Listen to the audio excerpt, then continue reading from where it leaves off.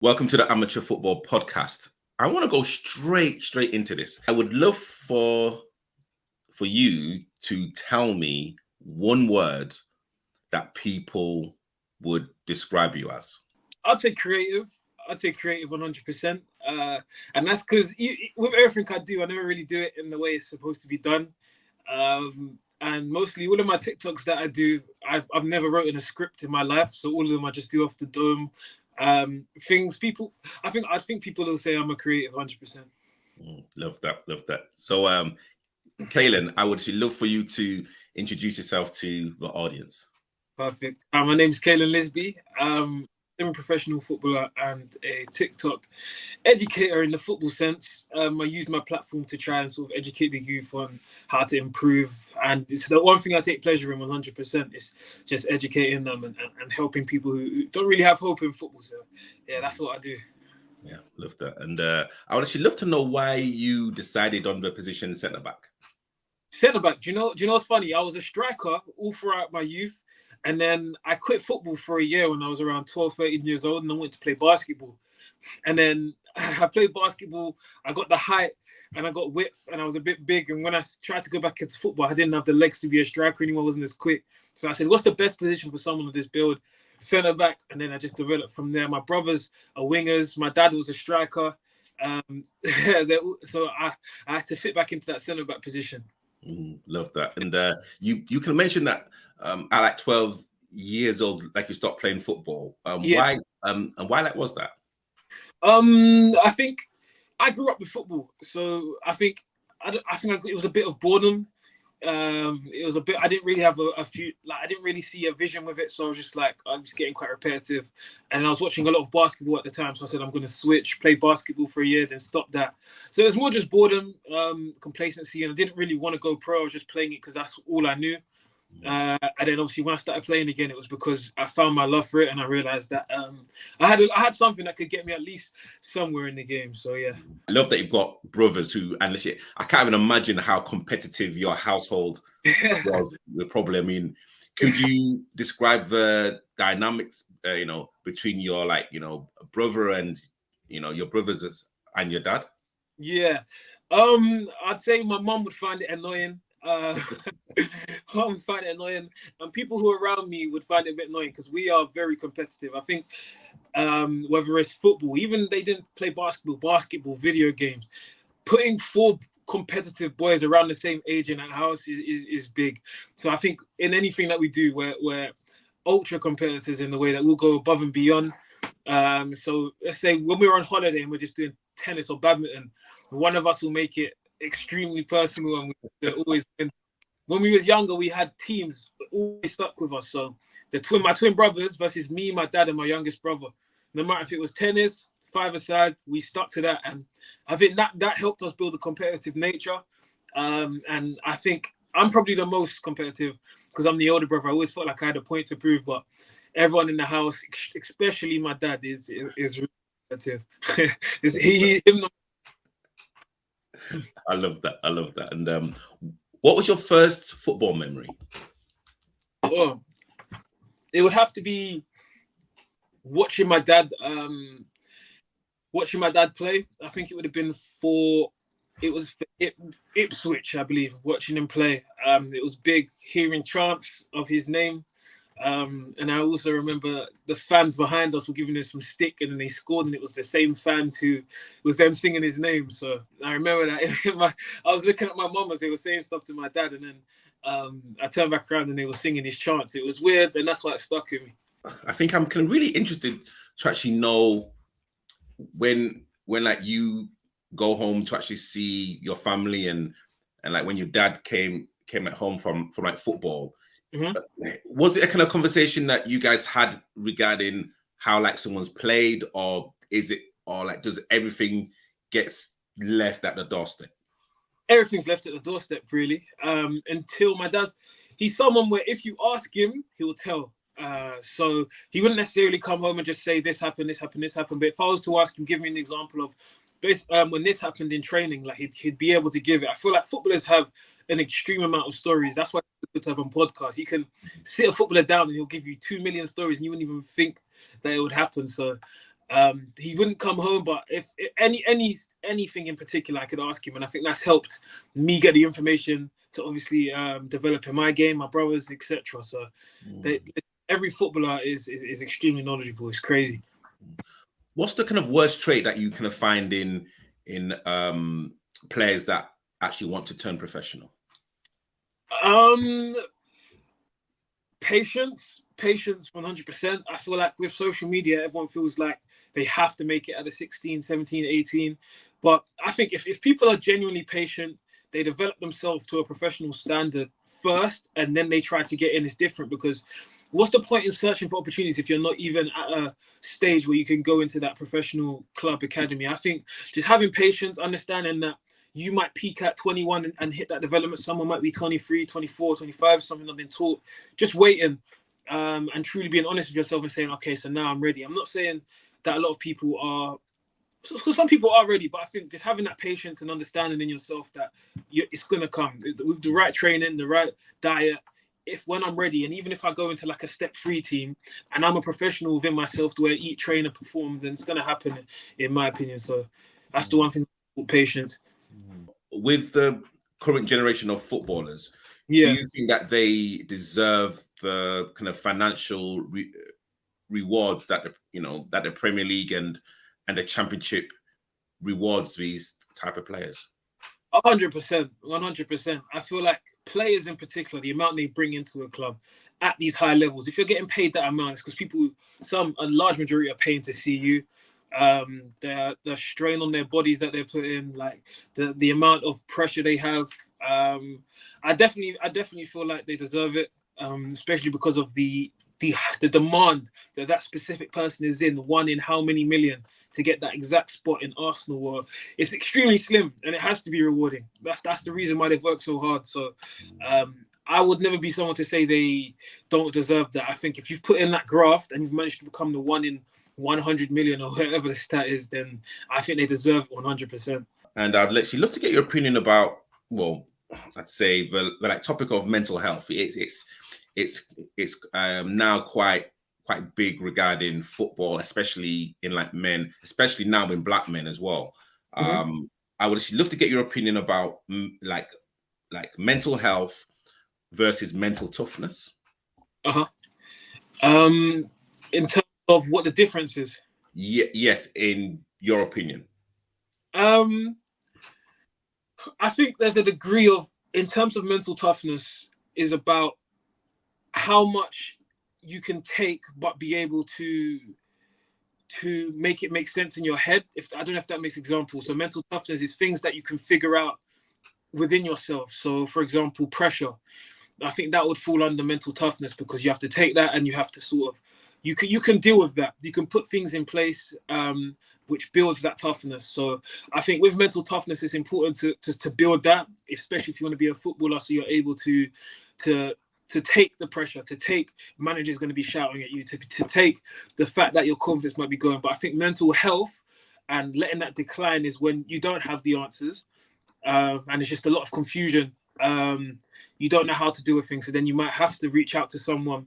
But I think it's important not to mix the two up and to allow your mental health to be confused, and you just need to be tough. Like sometimes you do need to speak to someone, which is why I think it's so good that a lot of these clubs are bringing in psychiatrists and people who help deal with that, because it's so important. Because a lot of players, their performance just starts to decline when all they needed was some steps to put in place to then build mental toughness. So I think you start off with that mental health and having those issues, and then you can build that into some mental toughness by speaking to the right people and trying to find out what the root problem is behind that.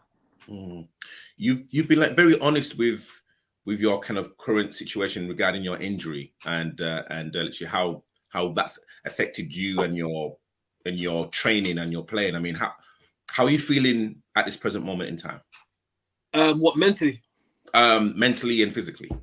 Yeah, I think mentally it's definitely been the hardest point in my life ever, because usually I'm someone who needs to be on the run. I need to be walking. I'm someone who I played for Aldershot Town, so I would take 3-hour train journeys, and I like that. I like being out, much rather than being home. And this has forced me to be just in my university accommodation. I haven't been able to really go home because it's a lot of traveling. So I've definitely had to try and figure myself out during this time. And I feel like it's going to better me as a player. Because I've realized that football is masking a lot. So I've been able to obviously work with my religious people and myself and just try to work through all the problems that I was finding. So yeah, I didn't understand sort of how much injury could impact you, but I'm grateful for it because it's allowed me to realize that underneath football, there's a lot that needed to work on. And some people, they finish their career and then that sort of piles on them because they stay healthy, they stay fit. But I was fortunate enough to sort of be able to say, okay, wait, I need to sort out some things because football's like everything for me now. So I've taken that step back. I feel like it was needed.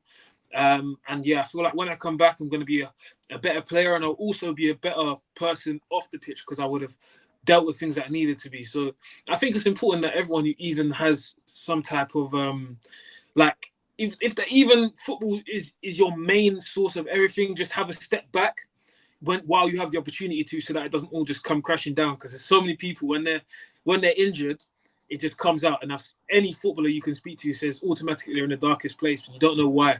So for some people, that's work. They're working 24/7. But you rarely ever have to stop completely working. You can find another job, but during that period, they're a bit upset. So yeah, 100% something I've worked on. I would actually love to kind of get to know your like journey on socials, because again, like you are one of the hardest working people. Thank you. That literally put out football content, and again, it's very relatable and it's a very educational. So I would actually love to know when that journey started. Yeah, so my brother's signed for Watford. And I was just in university.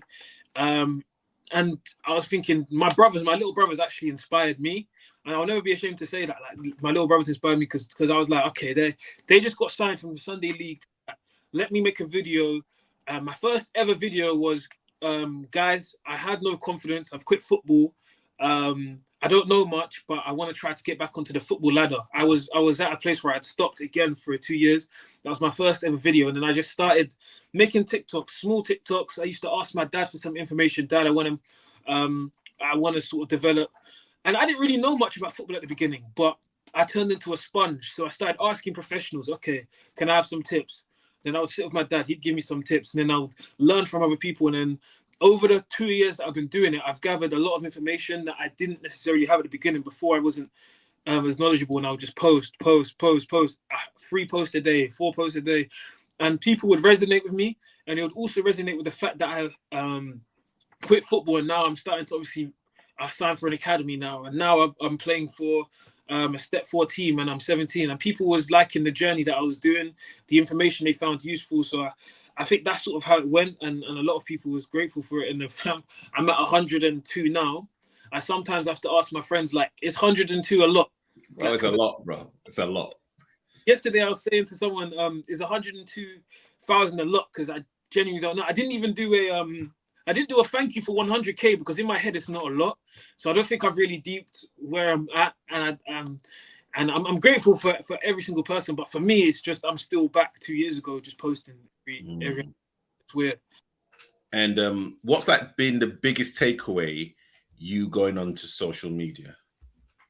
That a lot of people need a lot. I didn't understand the need for hope, and a lot of people need that person who can just give them that extra, not push, that extra little encouragement, saying, listen, it is possible, this is what you need to do.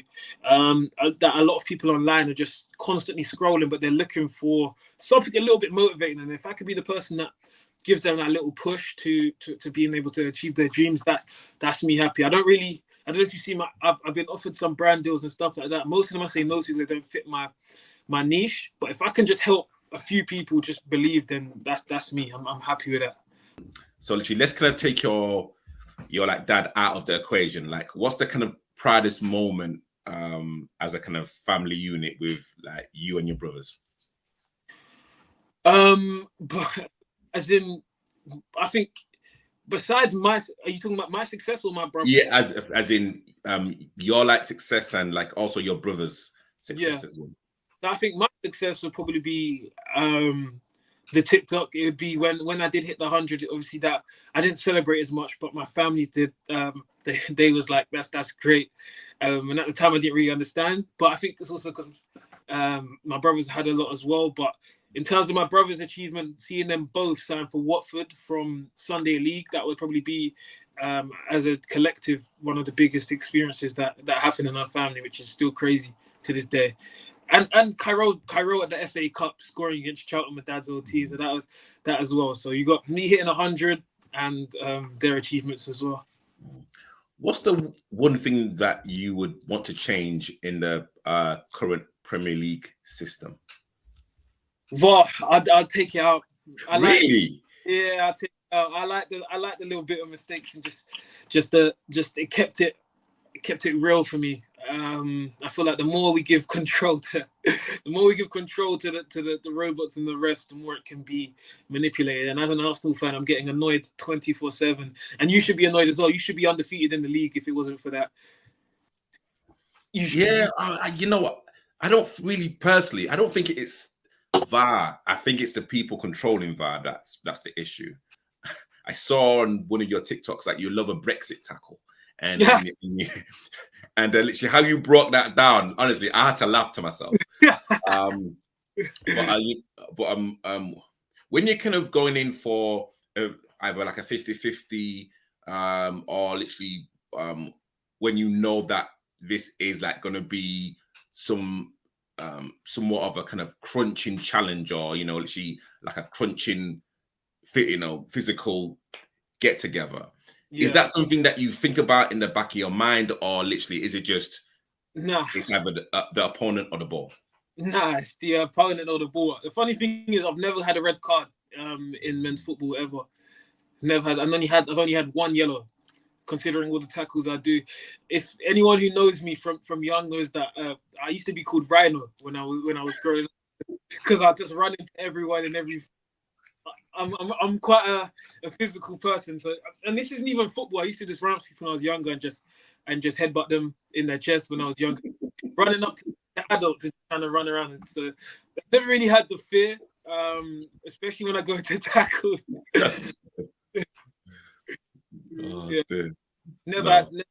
Never really said, okay, no, this could happen.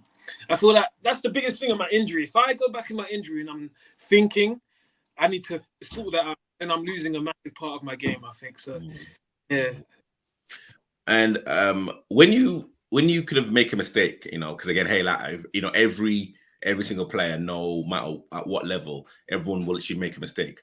How do you deal with it in game time?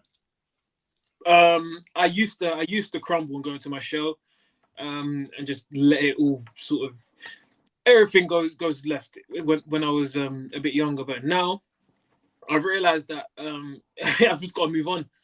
You got to move on in life, innit? So as soon as I made that mistake, people were giving me stick, but I know I've just got to keep my mental, and I encourage everyone to attempt to try and do that, because don't get in your head. It's the worst place to be. That's when you start getting red cards and the little thing that opponent said's annoying you more than it should have, because things are going in your own head. Who's the most underrated player, in your opinion, in the Premier League, and why? Underrated? In the whole Premier League, can I be biased because I'm an Arsenal fan? Go on then. Kai Havertz. Wow. Okay. Interesting. He's extremely underrated right now. Even when he's not doing a lot, he's doing a lot. I've played as a centre back, and when you have those people who can drop into the hole in the back line, it gets you thinking, and then it gets them squeezing up, and that's why we get Saka and Martinelli wide and able to run at players, because he's really creating pockets and he's making them think he's making the runs, and when they actually do it to him, he's scoring. So I think people should give Kai Havertz a chance, let him cook, and truly, even when you're watching an Arsenal game, don't watch anyone else, just watch him, watch the runs he's making, and watch how he's trying to split those defensive lines, trying to make them think he's making that run, so they get complacent, and then he does it. So I think Kai Havertz will be someone who we'll see really cook this season. And do you think the art of defending, well, I'd say like the art of defending has now been lost because of the the FA rules now, regarding again tackling from behind, slide tackling, etc.? 100%, 100%. I was talking with someone about that, and the rate of and the level of attackers are like increasing, whereas defenders aren't. They want more ball playing. They want more CDMs in that role now, from what I've seen. Anyways, I think you can look at any Premier League team now. I think their centre back could easily slot in as a CDM, but I don't think he would. You don't really have many out and out just centre backs nowadays, do you? The art of defending is beautiful. I love it, and I know there's a lot of people maybe lower in the leagues right now, but just love it. Love the tackles, love the thrill of keeping a clean sheet and just and keeping that striker in your pocket for the whole game. There's no feeling like it. So true. Why like do you think players actually, I'd say the whole of the footballing community have issues with the officials nowadays?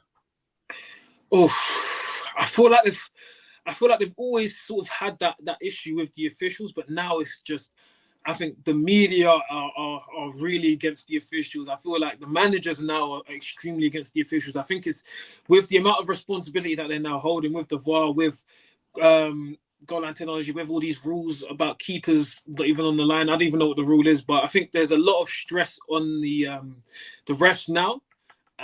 So it's obviously it's trickle down to the players, and the players are on them as well.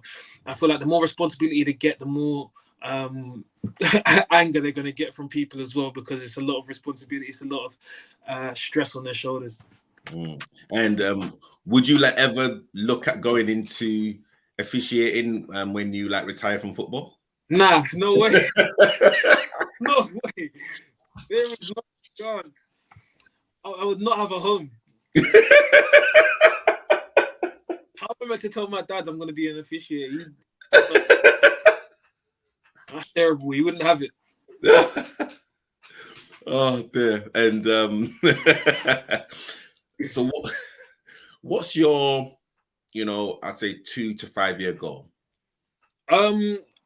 I will play in step 1 in the next 3 years. I think that's my ambition. And I know I'll be able to get there. So playing step 1 football in the next 3 years, and obviously just growing my social media channels and bringing people through the levels with me. I think that's 100% my goal. And I know if I can keep fit, which hopefully I will, then I'll be there. Kalan, thank you so much. And again, I just want to say again, I've been kind of following you for a few months, and every single video that you kind of put out, I've got to watch, because again, you are very thorough with everything that you do, and also very, very honest. And it's kind of very hard to find footballers who have kind of playing at such a high level to be honest with their emotions, and also have the time and the patience and dedication to actually film content for young girls, young boys, even men, and women to literally follow in your footsteps. So, man, honestly, thank you so much. I love what you're doing as well, man. Keep the quizzes up. You've been watching the quizzes. And I've seen a few. Nice, very much. Appreciate your content as well. Thank you so much. So I'll be putting all of Kalan's details in the description. Please follow, subscribe, and I'll see everyone next week.